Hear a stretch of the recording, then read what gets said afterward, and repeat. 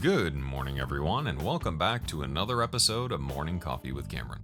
In today's video, we're going to be exploring voltage modular because I got a great question on Instagram from Morrigan Rain. So Morrigan, and I hope I'm pronouncing that correctly, left a comment on one of my posts and asked, is it possible to route audio from your DAW without any hardware into voltage modular, and could I do a video about doing so? And now here we are because I thought this was a really great question and I had a few concepts and ideas I wanted to demonstrate for you guys. I've also left a link to Morrigan's music down below. You can check it out there. It's actually some pretty cool stuff.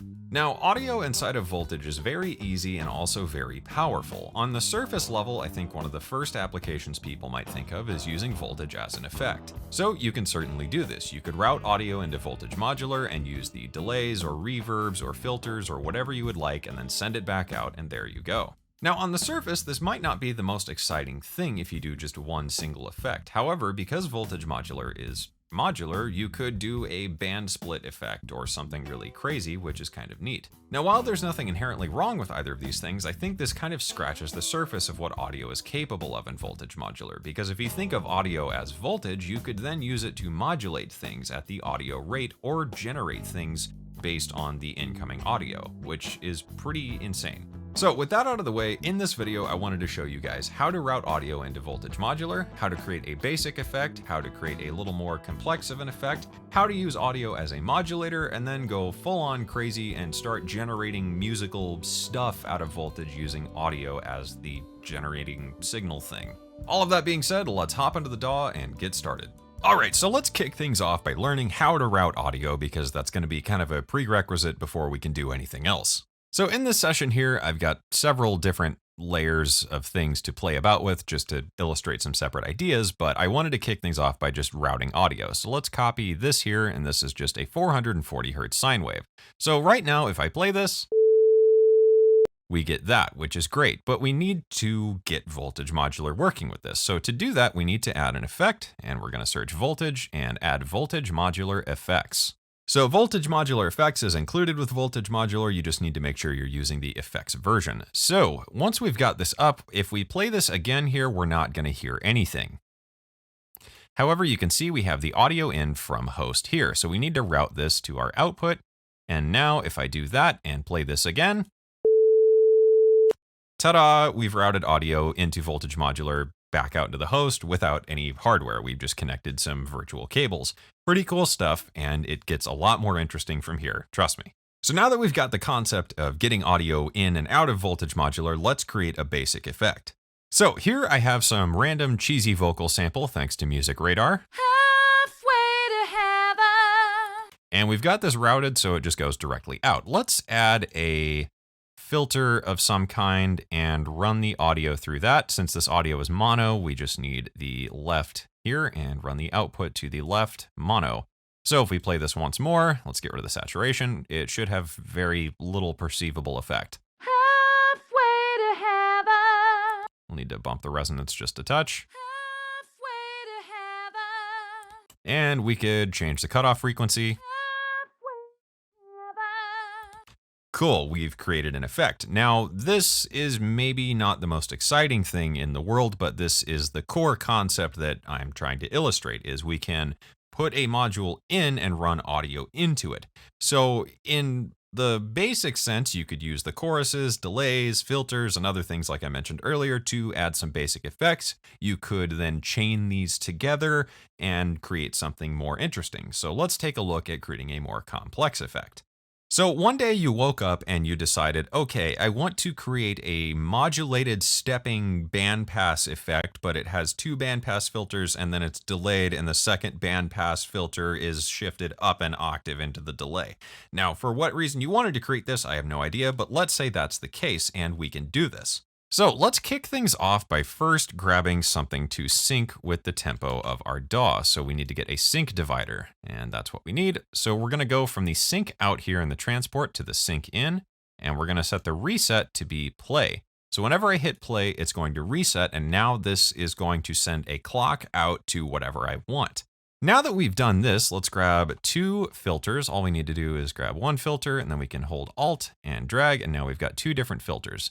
Now we're going to need some LFOs, so let's grab an LFO and grab another LFO. Let's zoom out a bit just so we can see what's happening. And then let's grab the PSP delay because it's a really nice delay. And I think I said something about pitch shifting, so let's grab the PSP nitro pitch. Okay, so right now, what is going to happen, you might be asking, and that is going to be a whole bunch of nothing, because right now, this is just going straight out. So we can close the library and zoom in and start taking a more detailed look at patching this up to create something cool.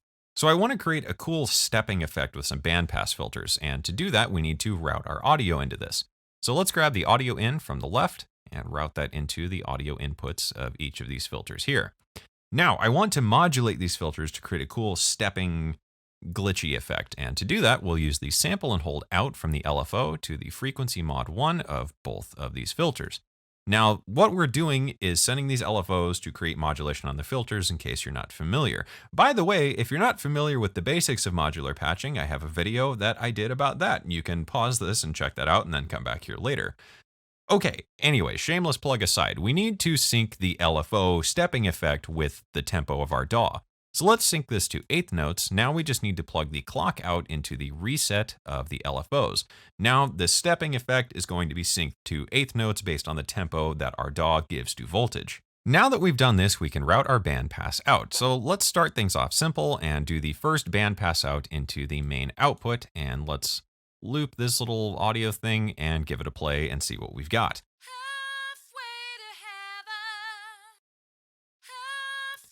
So right now we're not getting any movement because we haven't applied any modulation. Let's drop the filter down, add a bit of resonance. Let's set the polarity to be positive and then increase the mod amount.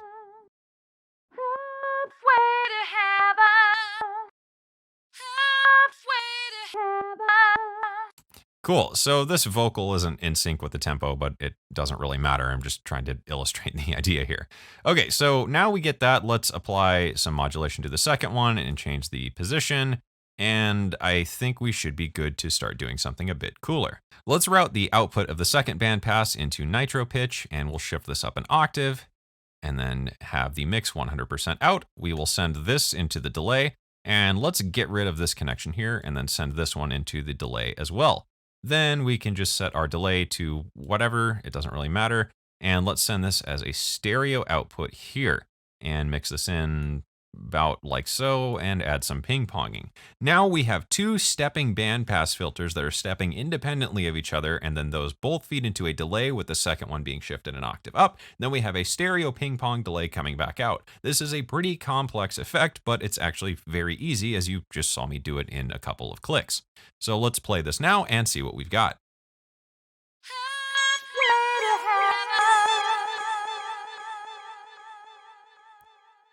So what we've created at this point is just kind of one big glob of sound, and it's perhaps not the most usable thing in the world because we can't really control how much of that effect we're getting. For that, we need a mixer, so we can then create a dry wet knob. So within Voltage, let's crack open the library and grab the stereo mixer because we want a stereo output from this delay.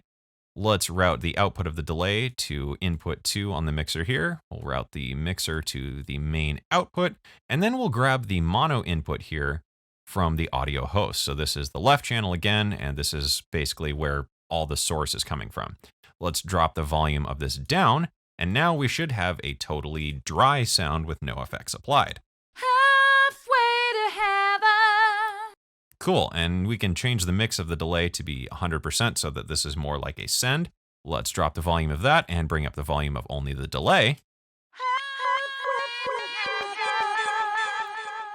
Neat, let's drop that down and then set this back to 0 and blend in our delay using the volume here.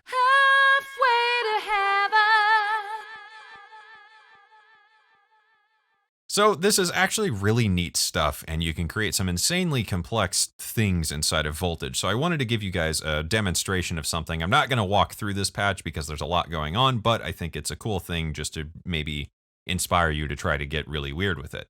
So here I've got one vocal that I stretched out a lot, and it sounds like this right now.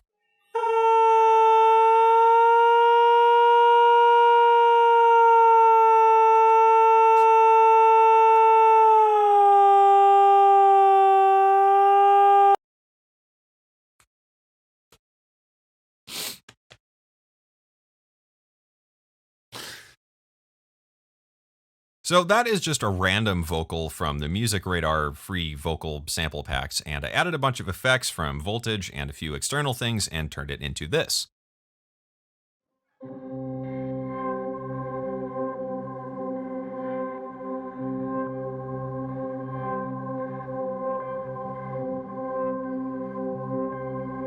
Which I think is pretty neat. So this is the voltage patch here. There's, like I said, quite a bit happening, and I'm not going to go through it in gory detail. But in short, basically, I'm creating some filters, some pitch shifting, a lot of reverb added in. It's doing some FM of itself on the filter here, and there's just a bunch of modulation and stuff being applied to create a big pad thing that generates some fifths against itself as well as an octave down. Fed that into a big reverb and then compressed it a lot, and then fed that into a bad tape here just for some nice warble. So I hope that maybe sparks the idea for you, because it's really fun to create cool effects inside of Voltage that you can't really create otherwise outside of, I guess, certain DAWs or other things that allow you to patch in a more modular environment. So at this point, we've covered getting audio through Voltage as well as using Voltage to create some interesting effects. Now let's talk about using audio to create some modular patches, because this, I think, is where it gets really neat. So here at the top, we have our old friend, the sine wave, and we're just going through right now. Now let's talk about using audio as a modulator. So let's bring in something simple like an oscillator. If we bring in the drum oscillator and let's bring in a oscilloscope, we can take a look at using audio to create pitch, because we can use audio to modulate stuff at the audio rate. And due to the genius minds of the folks at Cherry Audio, this is actually not that processor intensive. So you can do this on even like the most potato of potato computers. So here I've got the audio input going into the CV mod of the drum oscillator, and then let's run this out right now. So here, let's zoom out just a bit. There we go. Let's turn the pitch down so this is a bit more reasonable maybe. You can see we've got a sine wave, and if we play the sine wave here and run it into the CV mod input and change the amount of mod applying, you'll see that the frequency of the wave changes. If we unfreeze the oscilloscope, and you see we get some cool movement and weirdness going on. So let's output the drum oscillator and hear what's actually happening. This may get annoying, but that's fine. So right now, there is no CV mod being applied. If we play this, as you would expect, nothing happens. If we increase the CV mod,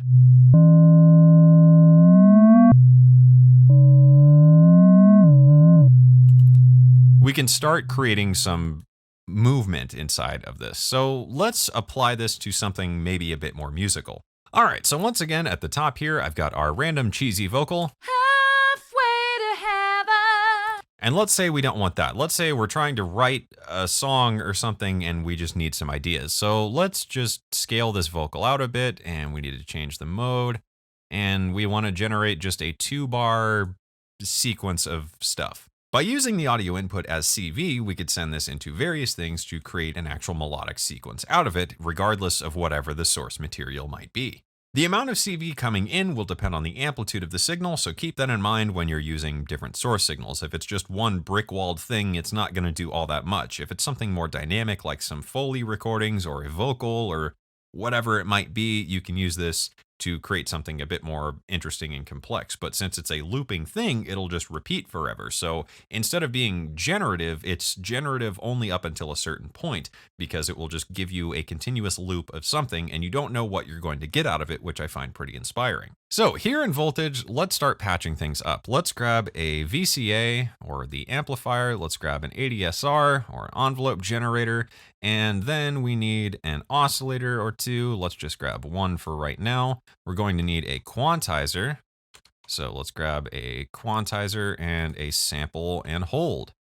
Okay, this is more or less everything we need. Let's actually add a sync as well, just so we can keep this in time. So we're going to do the sync out to the sync in and play to the reset here. Then we can send our clock out, but we're going to need a trigger to gate converter, because we are going to need one. If you don't know why, basically this pulse isn't going to give us a gate. We need to convert it to a gate. So we'll send the gate out of the trigger to gate converter to the gate in here. We'll adjust the gate length slightly. And let's make this eighth notes. Then we need to input something into the sample and hold so we can sample a value and hold it. So we will do that from the audio in here. So we'll route the left into the input of the sample and hold. We'll set the external trigger here from the clock out.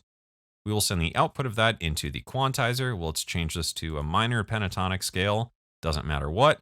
We will output this to our keyboard CV here of the oscillator, which is going to determine the pitch. We will then route the oscillator into the amplifier and route the gate or envelope here into the CV in of the amp. We can just change the envelope to be something like that and route the output here.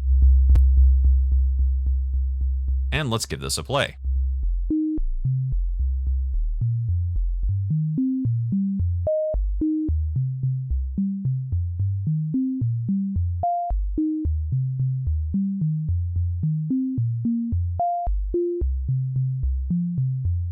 So that entire thing is being generated from that audio. Let's shift this up maybe an octave. Let's add an attenuverter to reduce the range.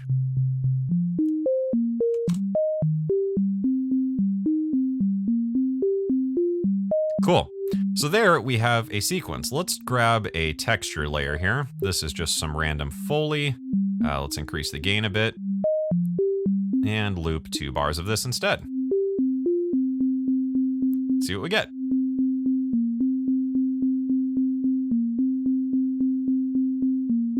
Not as much. Let's increase the gain more. Even more.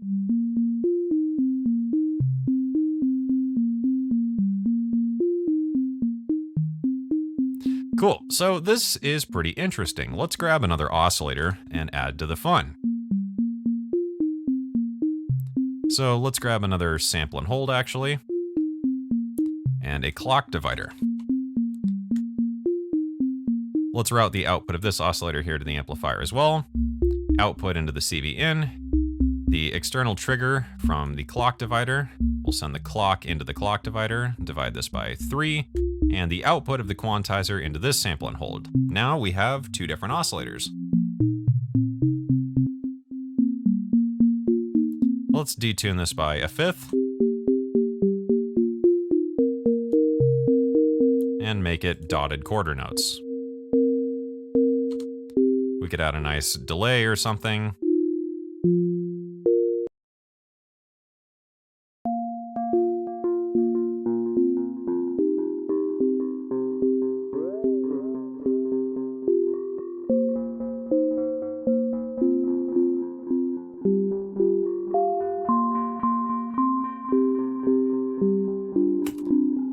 And we have now generated a musical sequence based on Foley as CV, which I think is really cool stuff. Now that we've done all that, I want to illustrate one final concept, which is using audio as a modulator. Let's unmute this sequence.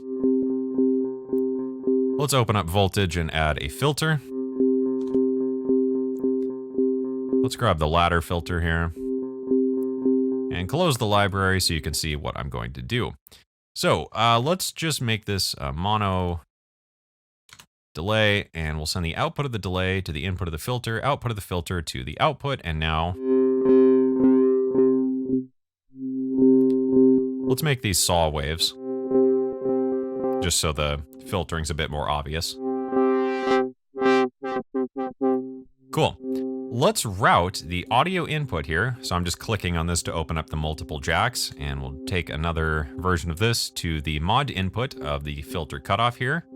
We could change the type to linear maybe, and increase this slightly. So now as I play, this is going to use the incoming audio as a modulator for the filter cutoff. So let's just use the Foley.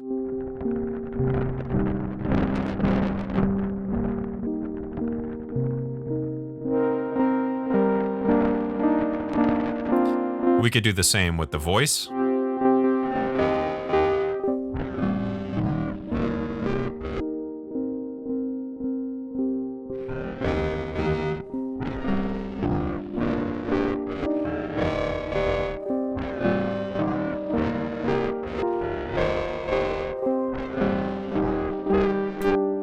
So not the most musical result ever, but I think this is really neat and demonstrates a very powerful idea that you can use audio as a modulator as well as just a thing. So you can run it through, create effects, you can run it through to create sequences, you can run it through to use it as a modulator. So I hope that answers the question of audio inside of Voltage and how to do it, as well as maybe some case uses you may have not thought of for using audio inside of a modular environment, because it's very powerful and a lot of fun because you can just do a lot of weird things with it, which I think is just, what keeps things spicy and interesting. And that does it for this video. So big shout out again to Morrigan for the question. I thought this was a really good question. This was a really fun video to make. If you want more information on Voltage Modular or want to pick it up for yourself, you can do so with the link down below. So I hope you guys enjoyed the video. Thanks for watching, and I hope you learned something. Be sure to like and subscribe, and I will see you guys again soon.